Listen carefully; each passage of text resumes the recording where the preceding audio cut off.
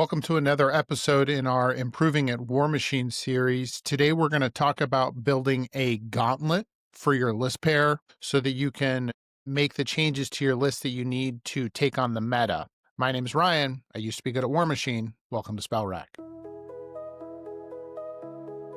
The idea of building a gauntlet for your list to go against so that you know that you can take on the meta is going to be a very fluid topic. As each meta changes, your gauntlet of lists that you're going to have to face is going to change. So this episode is going to be a snapshot in time, but the principles will be important for future metas. So as a snapshot, I'm going to review the lists I played at the Lock and Load Invitational at the end of 2025. So we're going to be looking at the end of 2025 meta and why I brought the list that I brought and how I prepared for the list that I thought I was going to face. To start, let's talk about the major meta contenders and then the list considerations that I brought to deal with them. One of the major items in Necrofactorum is going to be Kythos. So in Kythos' current iteration, he has a feat that effectively gives you -3 to attack rolls. Effectively, it's +3 defense. So Kythos in Necrofactorum is going to bring a lot of models. They're going to be defense 12-ish. They're going to go up to defense 15.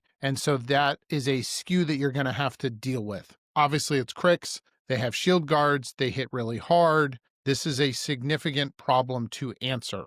To put that in tandem with something, Infernals are going to play in a similar way with the Xadaroth feat that is +3 defense. While the lists can be very different themselves, the +3 defense and the -3 to hit rolls effectively gives you one similar feat. Neither list loves being shot at. And so my solution for both of these lists is one and the same. So let's talk about my list for a second. I built a Hellyth list with 2 phantasms. The reason I chose Hellyth is because her feat says -2 defense and -2 armor to opponents. And so this allows me to help counteract that feat a little bit. If they're getting +3 defense, I give them -2. It puts them back to +1, so that's not so bad. The reason to bring phantasms is because phantasms have a bullet type in here called Radiant Blast. It's an AoE 3, POW 12, Blast 7, and models lose stealth and suffer -2 defense. So if I can feat and then shoot something and give it and everything around it in an AoE 3, -2 defense, now you're -4 defense, and effectively the feat is now a -1 defense net. And so that was my thought, was to deal with those lists with these phantasms. Obviously, Hellyth has a significant range threat, giving +2 inches of range with fire group to the battle group. So the phantasms can shoot really far against Xadaroth and Kythos. And sometimes in the case of Kythos, you can even stand outside of his feet, so you don't have to deal with the -3 to hit, and you're just shooting at full rat, putting minus defense on pieces, and then you're able to attack them with other units. The rest of the Hellyth list comes down to 2 Void Engines, and then mostly it's 3 units of Guardians, which we'll get to in later lists. So there is a volume of attacks here with the Guardians having 2 attacks each. If I can put all the debuffs on my opponent's front line, charge with Guardians, and then try to clean up the stuff behind it with the Phantasms, I fully expect that the counterattack from Kythos is going to kill the Guardians, which I will make whites out of. And then hopefully it leaves the 2 Phantasms untouched, and then they can kind of win out the match. Same thing with Xadaroth. I can shoot heavies, I can shoot units, I can commit the Guardians on scenario and stuff like that.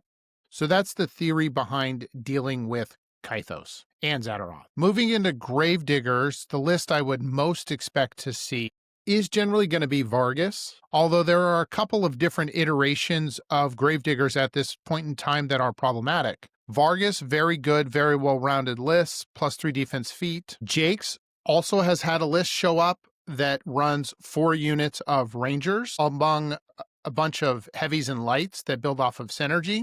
Her feat is a +2 defense feat, so now you're dealing with a bit of a range skew in 4 units of Rangers. You've got a defense feat that can give Dusk problems, and then you have a bunch of Warjacks that hit really hard with synergy. So the Jake's list presents an interesting challenge. And then the other side of things is a Boom Boom McCoy list. Again, 4 units of Rangers, massive range output. And so the question is, how do you deal with these? Well, my lists, if I go back to the Hellyth list, the double phantasm, if I'm dealing with significant ranged output with Deuce or Ranger CRAs with ammo crates, this list has 15 shield guards. So any of those big shots that get put out, I can take to the shield guards and not have to worry about the phantasms. So this list can be pretty durable from range. But so the inclusion of the Guardians does make me largely certainly not immune to range attacks, but very resilient to range attacks. And so that gives me a pretty good answer to the Vargas, Jakes, and McCoy lists. They can put out really heavy shooting. They can use their ammo crates. They can leverage Deuce, but those high power, high value attacks will get shield guarded. Anything that's of lower value, if you're not using an ammo crate, if you don't have a boost, if you don't have 4 dice like Deuce, I'm going to just tank those with the phantasms. The other option for one of these lists is also my second list, which is a Tyrus list, because I think both lists have some play into Gravediggers. The Tyrus list runs 2 Arc Nodes, 2 Void Engines, 2 units of Cats, and then 4 units of Guardians with UAs. So the list design here is very similar with massive shield guards. Instead of having the phantasms, though, I have additional utility with units of Cats, and I have better Guardian units. In this case, the Seeker Wardens themselves can cast Stealth. And so I have 4 units of Guardians that can stealth all the way up the table. So that makes it challenging for Rangers to put damage on them. So I can put the Cats in difficult positions, maybe behind cover, maybe behind a forest, out of range, or I can have shield guards on the Cats. And then the rest of the list can stealth its way forward. That limits a lot of the ranged output that those lists can put forward. I think this is sort of a 50-50 on the list that I can play, although I would weigh towards playing the Phantasm lists. In practice, I found that the Phantasms were more powerful against the Gravediggers lists than just having the stealth skew, just by weight of having 15 shield guards in here with the 2 Phantasms that are hard to deal with. The other thing that's important to remember when you're coming into a list like this, on the Phantasms, maybe you don't need the -2 defense. But what you can do here is -2 speed or Thunderbolt. And keep in mind, this list has ancillary attack. So I can -2 speed one thing and then Thunderbolt it away, or I can try to -2 speed 2 different items, Thunderbolt 2 different things. There's lots of options as far as a control game is concerned here. So if you're playing against Vargas and he's got a handful of heavies, I can push the heavies off. If I'm playing against Jakes and she's trying to build synergy, I can push off key Jacks, let him build some synergy with some lights, but as long as he doesn't have a heavy to deliver for the punch, then building the synergy on the lights isn't going to matter as much. So it gives me a significant amount of control against a list like this. The other item would say is that the Phantasms themselves have an AoE 3, POW 15, POW 8 blast. And so if once I get into a unit of Rangers, if they're not dug in or anything, being able to put a shot out like this is a good way to clean up Rangers. Again, ancillary attack could be very helpful here in cleaning up guys. Let's get back to Storm Legion. Again, is going to be a Hellyth list. I think Hellyth kind of slam dunks on Cygnar in this current iteration. This list has, again, 2 Phantasms with 15 shield guards, so Cygnar can't shoot this, and I'm going to shoot back pretty hard. The challenge in this matchup would be if they play Khador. Khador is very fast, and Khador can do a lot of melee damage. Khador has Crusader's Call, +2 speed on the charge, and Khador does have a plus defensive feat, so it can give her army that resiliency that's hard to deal with. Again, Hellyth has the counter -2/-2 feet, and I have lots of other gun options and stuff like that. So the point on this list is Khador's going to play 2 units of Cav. They're going to threat 15 inches. Khador's probably going to play a couple units of Legionnaires. They're going to threat 13 inches, and they have Jack Hunter. So they're going to be 4 dice on the charge. So POW 15, Weapon Masters, they're going to kill my Colossals very, very quickly. So this becomes a control game. I need to kill what I can and stay out of range of what I can't. I can also present my Guardians, which turn into Wraiths, as objective holders. And so that gives me powerful scenario presence over that list. I think Khador has a chance, but I don't think anything outside of Khador really has a chance against that list. Cygnar doesn't overly deal with armor that well, especially when I have that many shield guards and I have guardians to put in the way. It's a lot for them to chew through. My mirror match is probably my Tiras list, so we'll come back to that one more time. Again, the Tiras list is it's very fast and it's very resilient. It depends what game I'm trying to play. Because there are 4 units of guardians that get recycled into whites, and I have 2 units of cav that can be up to speed 16 with Mirage, it's a lot of threat. It's a lot of resiliency. The Wardens also have Fell Curse, so enemies within 5 inches lose tough and cannot have damage removed from them. So depending on what I'm getting into, if it is the Dreadguard units in the mirror match, I can make sure that they don't have tough. Depending also on the list pair, I think the Hellyth list can do well into the Dusk Mirror. If they don't have the output to answer the 2 Phantasms, this can be a significant problem. Coming into Old Umbrey, what I was expecting to see was Alenov. They have a lot of really good stuff, but Alenov very, very powerful. Aslenov's feat presents a specific issue. While in his control area, his warrior models gain +2 speed, that part's fine. But while in Maxim's control area, enemy models cannot run, charge, or perform special actions. So he can come up very aggressively, put Alenov in front of the army and feat. If Alenov is in the very front, there are considerations of being able to potentially shoot him. If Aslenov's not in the very front of the army, then it might give me a chance to charge his other components. And so in this way, my plan was to play Tiras. The reason I want to play Tiras into Alenov is it's that feat. That feat says while within 12 inches, you can't charge. Well, Tiras, his feat allows me to move 2 inches. I can apparate anything 2 inches. So I can take a model that is inside of his feet and apparate it backwards out of the feet and then charge into the models. Like if he puts Bear Cav in front of himself, I can apparate out of the feet and then charge into his models. Consider that this is also in a meta with Spell Rack. I'm going to take Battle Lust and Curse of Shadows, and I have Dices for +2 damage. And so in a matchup like this, where Alenov has significant armor and a control feat, playing Tiras allows me to back up out of the control feat with my own feat, and then I can answer the armor threefold. It gives me a grindy game, but a very real chance to beat up on the Alenov list. Khador is an interesting one. Khador hadn't been very popular in the meta towards the end of the year, and Khador's win rates were pretty low.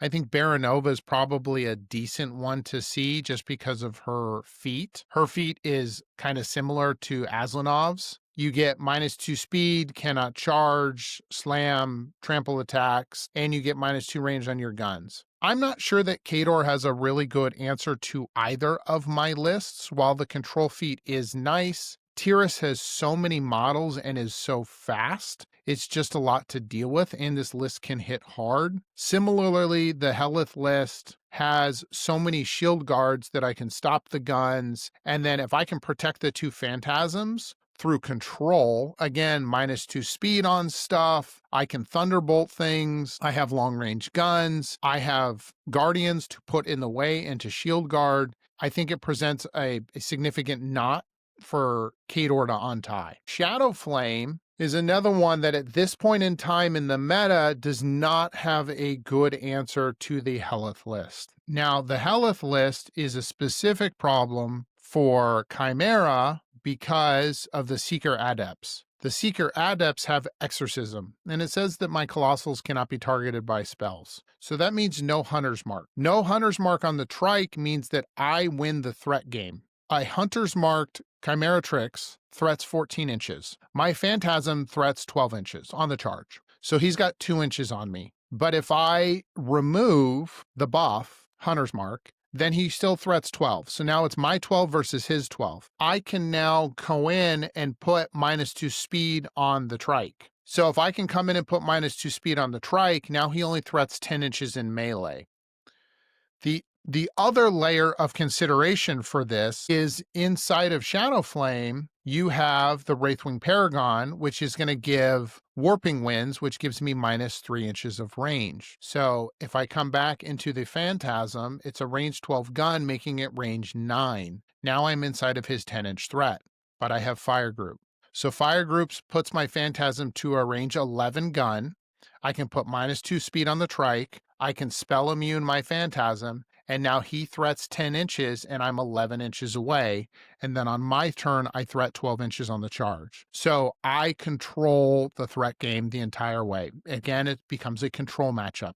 This Hellyth list is very much a control matchup. I don't think in this current iteration, Shadowflame has a very good answer to a double Phantasm Hellyth list. Again, this is a point-in-time analysis. I'm simply looking at the end of the 2025 meta. We're about ready to head into significant changes with the spell rack being gone and everything, so it's, point in time. Sea Raiders, Orgoth. This was a little bit of a blind spot for me coming into the lock and load qualifier, as my only loss was to Orgoth. Orgoth, you're expecting to see Horusk, and with Horusk, you have a +3 armor feat. That is very difficult to deal with.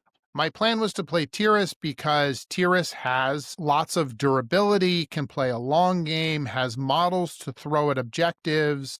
I can make ghosts out of things, and I can deal with armor. The way I deal with armor is Dices gives me +2. Curse of Shadows gives you -2 armor. And then I can Battle Lust a unit and I can go in and kill something. The part that ended up throwing me through a loop was the counter game that I received from Horusk. Horusk is going to put a Garlgast in front of you at armor 21 with 72 boxes. That's just so many boxes to chew through. The other side of the Garlgast is in their solos, they have the Forge Master. Forge Master has the same buff that I do in Exorcism, so you cannot be targeted by spells. So that removes my ability to Curse of Shadows. That removes my ability to put a Dices on him. And so what it means in this matchup is my opponent is able to put the Garlgast forward on feat turn, buying a significant amount of table space, and I don't have an answer to the Garlgast on feat turn. It makes for a grindier game and a difficult game for me to hang into. This was a case where I didn't have the reps to learn how to play the matchup properly. Just because you have a list that knows how to answer something, you still have to learn how to play it. That is an important item here. Just because you have your Gauntlet, you still have to measure your list against the Gauntlets, not just in theory, but actually on the table. The last item is going to be Brinebloods. Brinebloods is an army where I generally would expect to see Boomhowler. She has a +2 defense feat and rapid healing. And so that adds a significant amount of durability to an army that's probably running 4 units of Marauders. My plan against this list goes back to Tyrus again. Tyrus out-threats that list pretty significantly. The cats can go 16 with Mirage. The other unit of cats goes 14 under the feet. A unit of Soulless Guardians can threat 15 inches. They threat 11 native. +2 from the feet brings them to 13. And then the Dreadguard Seer can give Desperate Pace, making one of them up to 15 inches. What is important to recognize again on these Seeker Wardens is the ability to remove tough, and I have 4 of them. So if one of these units can get out there and trigger this effect, giving a no tough within 5 inches, then it's also easier for a second unit to get in maybe even a little bit deeper this time, or maybe to a left or right flank, and then put another bubble out. You just need the Seeker Warden to kill a model. He has Battle Wizard, and then he says no tough. And so if I can get that first guy in there with the no tough, and then I can get a second one on there, that gives me a pretty significant no tough bubble. And so then I'm flooding with Guardians, putting 2 attacks out each and killing Marauding Crew pretty easily because they don't have tough. Now, obviously, I have cats and stuff to deal with heavies or a huge base model. There's just a lot of damage output here. Tyrus himself can turn into a little bit of a blender in this matchup. He has Flashing Blade. And so if it comes to the late game and he needs to go clear out a unit and he can Flashing Blade them, it works wonderfully.